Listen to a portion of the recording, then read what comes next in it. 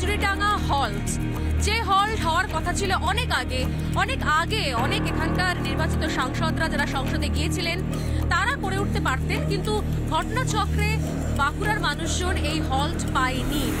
কিন্তু শেষ পর্যন্ত যেখানে দাঁড়িয়ে রয়েছে আমরা দেখতে পাচ্ছি নবনির্মিত একদিকে টিকিট কাউন্টার এবং অন্যদিকে রেল স্টেশন। সেটা কি করে সম্ভব হলো? প্রত্যেক ক্ষেত্রে তো শুনতে পাওয়া যাচ্ছে যে সবকিছু রাজ্য সরকার করে দিয়েছে, তাহলে এই হল্ট, এই স্টেশন, এই এত কাজ হলো কি করে? আমাদের সঙ্গে রয়েছেন এখানকার বিদায়ী সাংসদ ডক্টর সুভাষ সরকার। ডক্টর সরকার, একবার আপনাকে ডাকবো এখানে। এর আগেও অনেক দফায় অনেক সাংসদ এসেছেন গেছেন, কেউ অনেকবারে সাংসদ ছিলেন, কিন্তু যেটা দীর্ঘ প্রতীক্ষিত এই হল্ট, সেটা কখনো কাজ শেষের পথে, মানে এই হল্টের মুখ কেউ দেখে উঠতে পারেনি। ফাইনালি হয়েছে, যদি মমতা বন্দ্যোপাধ্যায় বলছেন যে এই বাঁকুড়ার জন্য যা কিছু করার সবই উনি করে দিয়েছেন, তাহলে এই হল্ট কিভাবে হলো?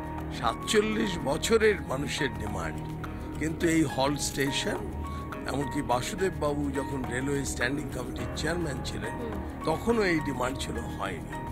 মাননীয় মুখ্যমন্ত্রী যখন রেলমন্ত্রী ছিলেন তখনও এই ডিমান্ড ছিল, কিন্তু হয়নি। অবশেষে মানে ঈশ্বরের এটা লিখন ছিল যে আমার হাত ধরেই এই বাঁকুড়া কেশরা কাজুরিডাঙ্গা হল্ট স্টেশন এটা উদ্বোধন হবে। প্রায় পুরো মানে তৈরি হয়ে গেছে, শুধুমাত্র মডেল কোড অফ কন্ডাক্টের জন্যই উদ্বোধনের অপেক্ষা। মানে তাহলে এটা তাহলে খুব তাড়াতাড়ি, মানে জাস্ট নির্বাচনের পরপরই তাহলে উদ্বোধন করা সম্ভব হবে, তাই তো? নিশ্চিত হবে। এবং এটা আমি এদিকে আপনাকে রাখবো, যদি এটা উদ্বোধন হয়ে যায় সেক্ষেত্রে তো একটা বিষয় স্পষ্ট হয়ে যাবে, যারা এখানে হাসপাতালে চিকিৎসা নিতে আসছেন তাদের জন্য একটা বিশাল সুবিধা হবে। হাসপাতালে চিকিৎসা নিতে আসা ছাড়াও এখানে 27টা অফিস আছে এবং মানে স্কুল কলেজ সব আছে, সেখানের সমস্ত যারা নিত্যযাত্রী তাদের ভীষণভাবে সুবিধা হবে। তারা এসে সরাসরি এই স্টেশনে নামবে আর এখান থেকে পায়ে হেঁটে চলে যাবে। এই মুহূর্তে দাঁড়িয়ে রয়েছে আমরা বাঁকুড়ার যে Sammilani medical college, Bankura hospital. আমরা একবার দেখি এই নতুন ব্লকটা, একদমই নতুন ব্লক। আমরা দেখতেই পাচ্ছি যেখানে এখনো অনেক বিভাগ রয়েছে, যে বিভাগগুলো এখনো সেগুলোর ইনগ্রেশন হয়নি। এবং এখানে আমি শুরুতেই বলবো যে এখানে যে ডিপার্টমেন্টগুলো দেখতে পাওয়া যাচ্ছে, একদিকে কার্ডিওলজি, অন্যদিকে neuro, plastic surgery, nephrology, paediatric, urology, এখানে তো অনেকগুলো ডিপার্টমেন্ট দেখতে পাচ্ছি ডক্টর সরকার। মানে এইটা যদি পুরো ফাংশনাল থাকে তাহলে তো এটা অনেক দিক থেকে তাহলে এর মানুষ সুবিধা পাবে। কার্ডিওলজি, নিউরো সার্জারি, তার সঙ্গে সঙ্গে ট্রমা, প্লাস্টিক সার্জারি, এই সমস্তগুলোর জন্য আর মানুষকে কলকাতায় যেতে হতো না। এই যে বার্ন পেশেন্টদের পাঠিয়ে দিতে হয়, এগুলো করতে হতো না। এবং কার্ডিওলজি মানে ওপেন হার্ট সার্জারি, এগুলো সব বাঁকুড়ায় হতে পারত, মানে হওয়ার কথা। আচ্ছা, হওয়ার কথা কেন বলছেন? হওয়ার কথা এই জন্য বলছি, এই বিষয়টা একেবারে পুরোপুরি মানুষের সেবায় নিযুক্ত করতে গেলে যে রাজ্য সরকারকে ডাক্তার, নার্স সব দিতে হবে। এবং এখানে 6খানা মডিউলার ওটি আছে, যা আমার পিজি হাসপাতালেও নেই। এটা মানে দারুণ ব্যাপার। বোধহয় একটা ওটি ফাংশনাল আছে, বাকিগুলোতে মানে বহু যন্ত্রপাতি একই খোলা হয়নি। ওয়ারেন্টি শেষ হয়ে যাচ্ছে।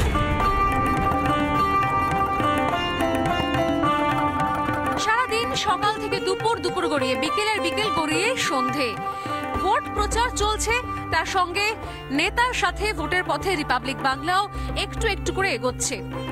রাতের আগেও প্রার্থীর একাধিক কিছু কর্মসূচি রয়েছে এবং জেনারেলি থেকেও থাকে, আর তার সঙ্গে রয়েছে আরো নতুন এক ঝাঁক প্রতিশ্রুতি তার কেন্দ্রের মানুষের জন্য। কি ভাবছেন এখানকার প্রার্থী? তার কি পরিকল্পনা রয়েছে যে আসলে এই কেন্দ্র থেকে দেওয়া এবং পাওয়া, এই হিসেব নিকেশের অঙ্কে, সেই হিসেব নিকেশের ব্যালেন্স শিটে ঠিক নিজেকে কোন জায়গায় রাখছেন বাঁকুড়া লোকসভা কেন্দ্রের বিজেপি প্রার্থী ডক্টর সুভাষ সরকার?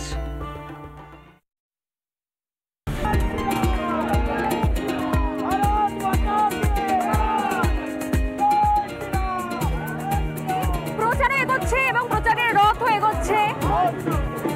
দুপুরের বিরতির পর এবার একটুখানি নতুন উদ্যমে আমরা আস্তে আস্তে এগিয়ে যাচ্ছি এই প্রচারের মধ্যে, কারণ এই রাস্তাঘাট এগুলো ডক্টর সরকারের ভীষণ রকমভাবে চেনা জানা, কিন্তু রিপাবলিক বাংলার এই নেতার সাথে ভাবেই কোথাও হচ্ছে।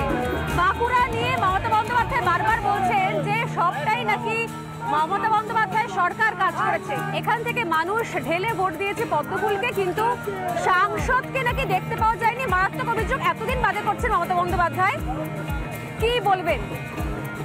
উনি চিরকাল অসত্য কথা বলায় অত্যন্ত পটু। এখান থেকে বাঁকুড়ার লোকজন বিরোধী শিবিরকে সিলেক্ট করে নিয়েছে, একদম ভোট দেওয়া হয়েছে, সেই জন্য কি কোথাও তার মাসুল গুনতে হয়েছে বাঁকুড়ার লোকেদেরকে, খেসারত দিতে হয়েছে? সেটা তো একটা আছে, কিন্তু সেটাই সব কথা নয়। এই সরকারের রাজ্যে বিভিন্ন ক্ষেত্রে লোক নিয়োগের ক্ষমতা নেই। ডাক্তার, নার্স, পুলিশ, শিক্ষক, কোথাও নিয়োগের কোনো ক্ষমতা নেই। এরকম এই প্রচারের অভিজ্ঞতাটা কেমন ডাক্তারবাবু? এই প্রচারের অভিজ্ঞতাটা কেমন? এই প্রচারের অভিজ্ঞতা, হ্যাঁ, এই যে এটা তো দিনের পর দিন চলছে, আর অসাধারণ, প্রত্যেক দিন নিত্য নতুন অভিজ্ঞতা আসছে। যেমন আজকে, আর এই যে সাংবাদিক যে গাড়ি চালিয়ে নিয়ে যাচ্ছে, এই এক্সপেরিয়েন্সটা কেমন? এটা তো দারুণ দারুণ। তারপরে বিশেষ করে স্বর্ণালী চালাচ্ছে, একটু প্রাণের ভয় করছিল কি যে মানে কি যে হবে? না না, আমি সেটা ভয় পাইনি। তার কারণ স্টিয়ারিং এ বসার ভঙ্গি দেখে আমি বুঝতে পেরেছি ইনি চালাতে পারবেন, এই বিশ্বাস আমার হয়েছে।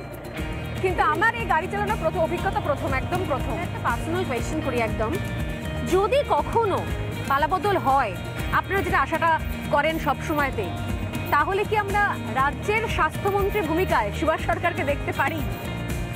একদম পার্সোনাল কোয়েশ্চেন, কিন্তু এই প্রচার থেকে না মানে করেই পারলাম না। এরকম ভাবি না, তার কারণ আমাদেরকে দল যখন যে দায়িত্ব দেয়, না মানে এটুকু তো নিশ্চিত যে আপনাদের সরকার আসলে একই জন, তিনি স্বাস্থ্যমন্ত্রী, তিনি মুখ্যমন্ত্রী, তিনি পুলিশ মন্ত্রী।